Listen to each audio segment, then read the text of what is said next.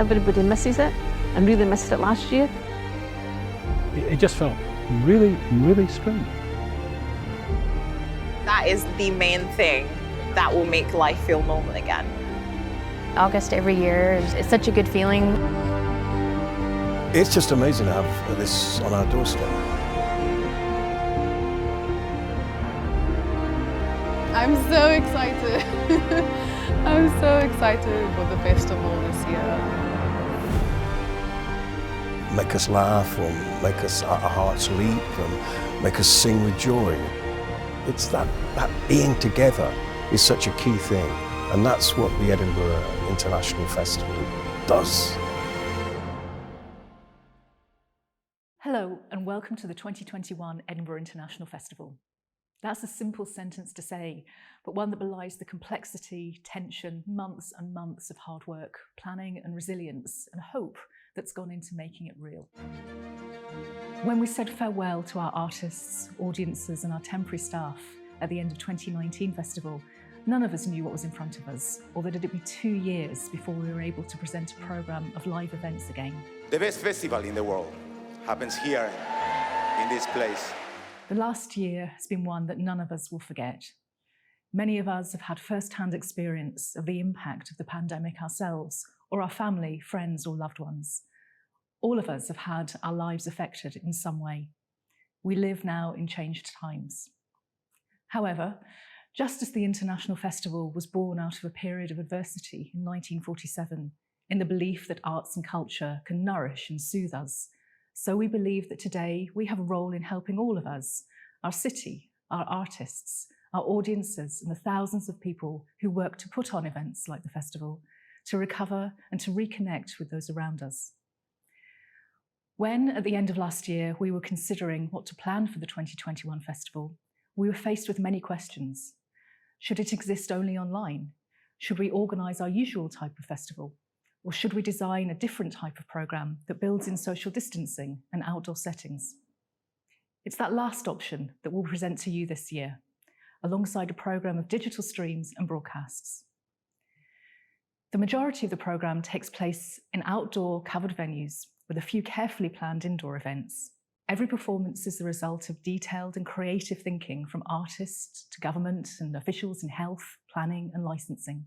Our thanks go to the Scottish Government, Events Scotland and colleagues from the City of Edinburgh for their patience and support as we navigated the gateway process to ensure that our events are as safe and as welcoming as possible.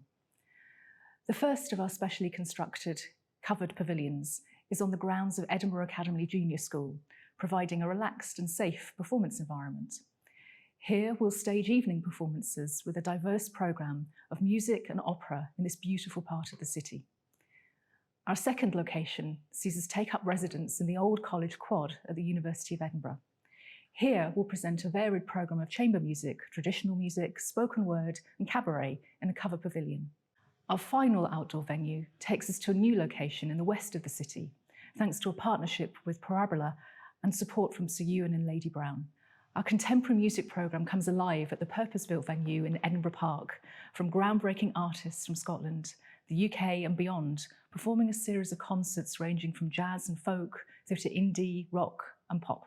We'll celebrate the opening of the 2021 Edinburgh International Festival with the Aberdeen Standard Investments opening event, Night Light, a night walk that engages all the senses, the warmth and sound and scent of fire and the crisp Edinburgh air with a backdrop of traditional Scottish music.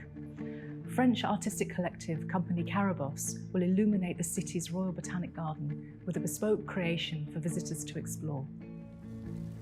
Thanks to support from Events Scotland, this free event will be accompanied by a live soundtrack of tunes from Scotland and beyond, exploring a rich history of cultural exchange. Although this year's festival is different and smaller than usual, we'll be presenting some 200 live and digital performances involving over 1,000 artists from 30 nations. And also this year, we're delighted to present over 400 artists from Scotland.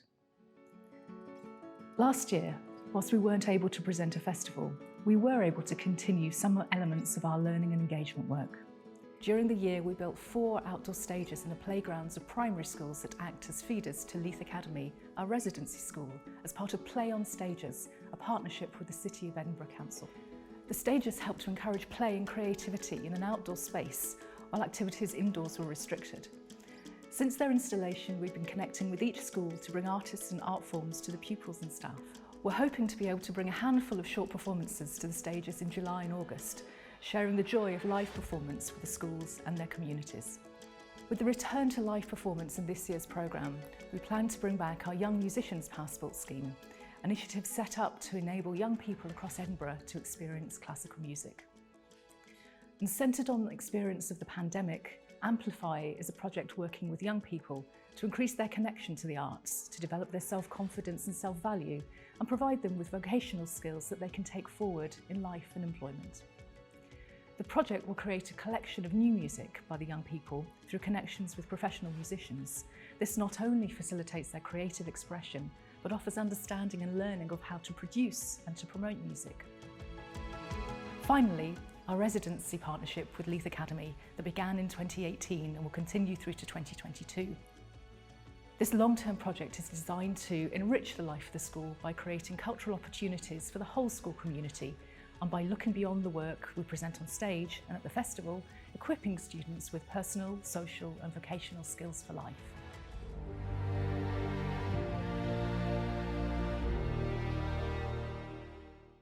Hello and welcome to the 2021 Edinburgh International Festival. I can't tell you how happy we all are to say those words. So much has been written and said about the past 15 months, but now it's time to look to the future and to the brilliant musicians, actors, dancers and poets who are getting ready to perform for you this August. The programme we're announcing today represents a carefully organised return to live performance. It's a collaborative effort between all of us who live in this city, our artists, the team at the festival, our donors and stakeholders, and of course, all of you who will be coming to performances, both live and digital. Thanks to all of you for the patience you've shown us so far and for your continued support as we all work through these new but hopefully temporary circumstances. I want, along with Fran, to pay tribute to everyone in the festival who's worked tirelessly over the past year and a half. With regard to the programme, I'd like to specifically acknowledge the work of our programming team led by our Director of Programming, Roy Luxford, our Head of Music, Andrew Moore, Emma Hay, Caroline Donald, Kate McGrath and Bryn Ormerod. I'd also like to thank the many partner organisations who've made major contributions to the programme this year. And so to the 2021 festival. We start our journey, as Fran said, in the company of French pyro-magicians Carabosse, who will create the Aberdeen Standard opening event. Carabosse will weave their magic through the Royal Botanic Gardens each night from the 6th to the 8th of August, and best of all, tickets are free.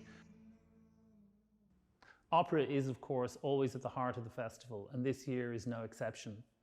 Following his work on our Ring Cycle in concert, Andrew Davis is reunited with the Royal Scottish National Orchestra in a concert staging of Richard Strauss's Ariadne auf Naxos, with an outstanding cast led by German soprano Dorothea Rushman.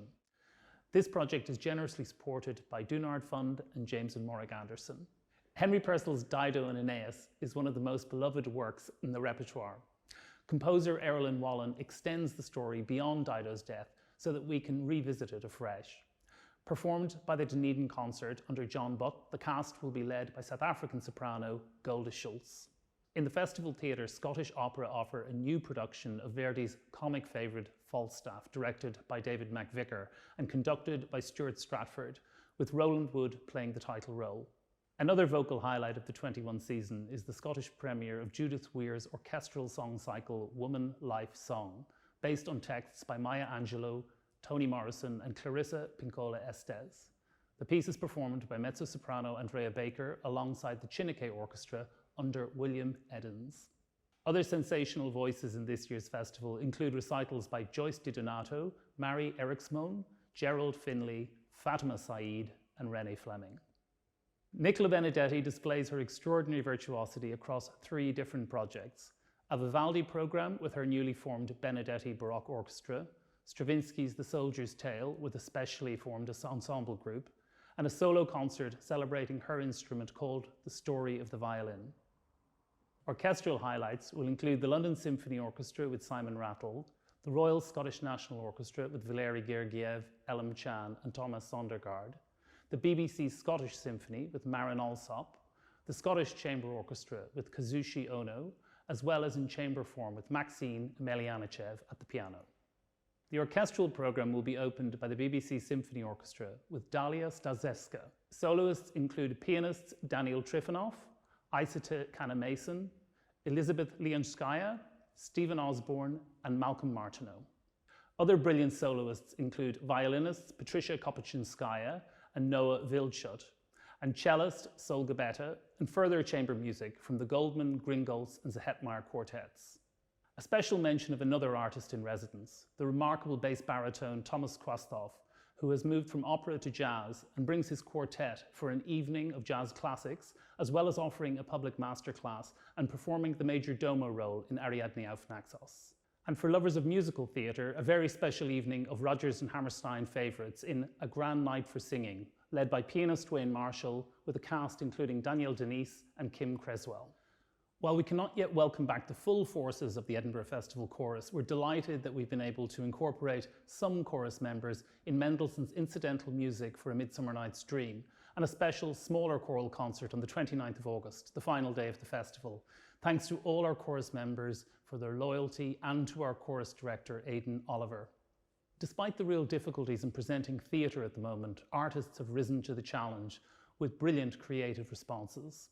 In the Lyceum, we'll present the first live performances of the full production of Hannah Lavery's striking work, Lament for Sheku Bayou, produced by the National Theatre of Scotland, the Lyceum and the Festival.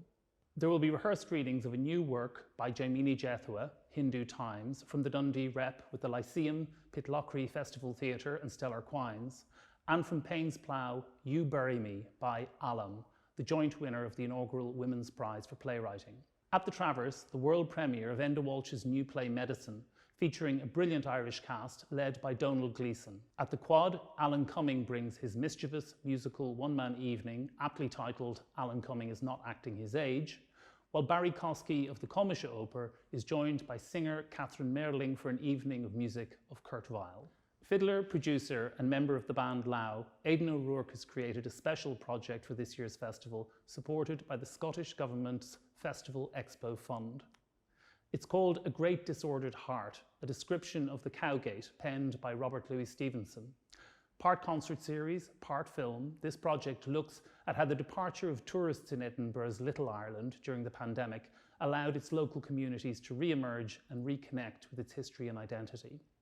While we're not able to bring dance ensembles from around the world to this year's festival, we're delighted to commission choreographers from Soweto, Sao Paulo, Beirut and Edinburgh to create moving choreographic essays from lives in lockdown in their cities. These films will be shown with special in-person presentations from the choreographers in Dance Space. Another exciting dance commission is our co-production with choreographer Akram Khan.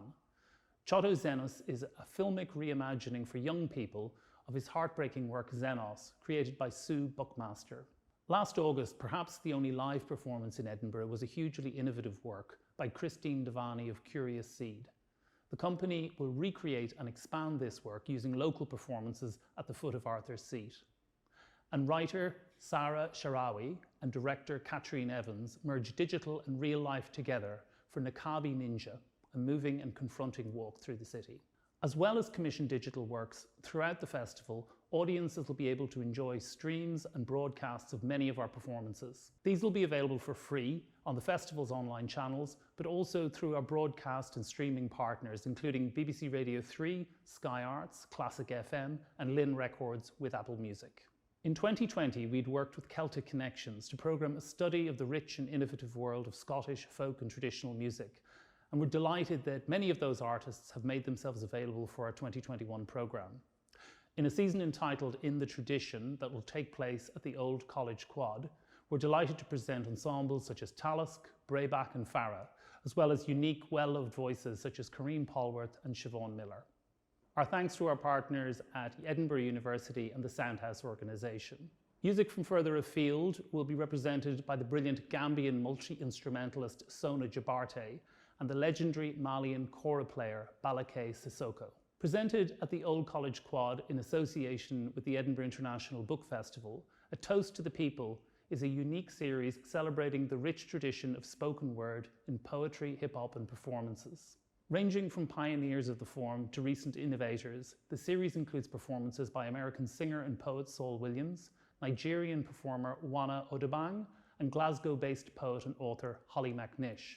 And at the Talbot Rice Gallery, The Normal, a vivid reflection of life during the pandemic. We're delighted to welcome audiences to a specially designed festival site at Edinburgh Park for a fascinating survey of some of the most ambitious and electrifying music making in Scotland, across the UK and beyond. There's brilliant new jazz from Moses Boyd and Coco Roco, new music from Damon Albarn, Laura Mvula and Anna Meredith, and a concert version of a new musical called Shona. Add in the legendary Malian singer Fatoumata Diawara, electronic legend Caribou, and local heroes Catherine Joseph and the Snuts, and you have a brilliantly eclectic programme united by the fierce independence and originality of these artists.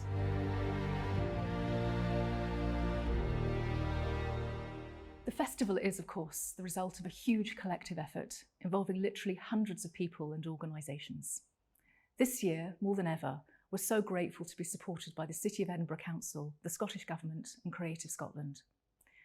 Their willingness to support us through the year when we weren't able to produce a festival and to allow funding, both core and through the PLACE programme, to be used flexibly has enabled us to take risks and to push ourselves to do something that we've never done before, in the belief that coming back to live performance this summer is what our audiences, our artists and our city want.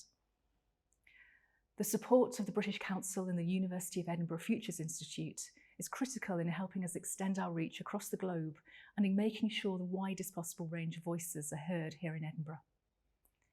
As ever, we're grateful to our friends at Baillie Gifford this year for their support of our learning and engagement programme. Our donors and supporters play an integral role in our work, and their generosity underpins everything that we do. We're thankful to all of our members and supporters for their steadfast support through the challenges of the last year. Our sincere thanks go to all of our loyal patrons and donors, including Dinard Fund, the Anne Scully Fund, James and Morag Anderson, Sir Ewan and Lady Brown, and the Edinburgh International Festival Endowment Fund. The unwavering support of all of our funders, donors and supporters has kept us financially resilient and enabled us to offer work to artists, to art workers and freelancers, and to share the international festival experience with our audiences once again. Thank you too to our board, who've gone above and beyond in their support of the festival over the last year, in the time that they've given us and the support, the guidance and encouragement that they've so willingly given. The board has been so expertly led by Neil Lothian, who steps down this summer, and so I wanted to thank him for the enormous contribution he's made to the festival, not only over this last extraordinary year, but over more than a decade. His clear-sighted leadership and generosity in sharing his experience has enabled us to weather many storms and to re-emerge with perhaps our most ambitious and optimistic festival yet. Finally, none of this, of course, can happen without the expertise and the dedication of our staff. This year working in extremely difficult circumstances, maybe from home, remotely, and to a very challenging timetable against a backdrop of change and uncertainty, but always with the incredible professionalism and care that they bring to the festival. The 2021 programme is a collective effort between artists and art workers and local audiences and funders and supporters. None of us can be certain of what the coming months will bring, but we're committed to working on a return to sharing the joy of live performance. So that's it for this extraordinary year. We just ask all of you for your patience as we work through these extraordinary circumstances, and ask you to pray to a deity of your choice for the most beautiful, balmy and summery August in the history of the festival. Thank you.